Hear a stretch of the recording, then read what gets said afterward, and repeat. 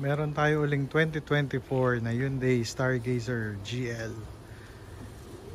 Mileage nito is 39,000. Medyo mataas lang pero at least original mileage, not tampered. Asking price natin ito is 778,000 lang.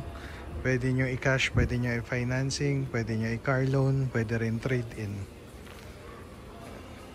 Napakaganda. Ang buong-buo ang loob niyan. Walang sira mga upuan, walang punit. Wala ring mga mancha-mancha yung upuan. So parang brand new pa rin yan. O, tignan nyo naman kung gano'ng kaganda yan. Ito yung stereo niyan. O, Bluetooth equipped na yan. Tapos ang finish niyan, ayan, piano black na. Yung mga 2023, 2022 naka-matte finish yun. Ito piano black finish na. Steering natin, syempre ganun pa rin. Meron din controls. Ayan. Mileage natin, pakita ko sa inyo. Ayan, 39,000. Automatic transmission. Malamig ang aircon. Tahimik ang makina. Syempre, all power. Ito yung kanyang second row.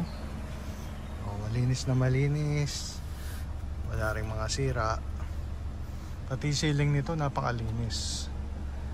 Hindi mo sasabihin 39,000 ang mileage. Dual aircon, malamig. Third row nya, ganoon din. Napakalinis. Ganda ng legroom, tama-tama talagang pampamilya. May bago pa. Ito yung kanyang likuran.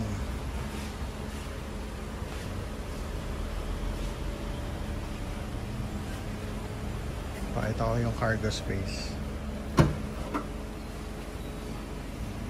Cargo space malaki. Kahit na nakaangat yung third row. Body, syempre maayos, walang bangga. Rig paint. Lata, paikot, walang bangga. Wala ring aksidente. Hindi rin siya flooded. Gulong makakapal pa, stock pa ng kasa yan. Pakita ko. Original yan. Stock ng kasa.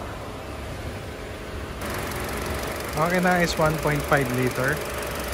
Yan o. Napakalinis, napakatahimik. Walang oil leaks. Stock pa talaga, wala pang ginalaw dyan. Kung type nyo tong ating 2024 na Hyundai Stargazer GL, tawagan nyo na kami. Automatic transmission to. Mileage is 39,000 original mileage. Ang asking price natin is 778,000 pesos only. Again, yung milyahe, kung tampered, double your money back guarantee tayo. Sa presyo naman, 778,000. Very negotiable pa yon. Pwede nyong i-cash, financing, trade-in, or company loan. So tawagan nyo na kami or message nyo kami sa Facebook page namin para dito sa ating Hyundai Stargazer na GL.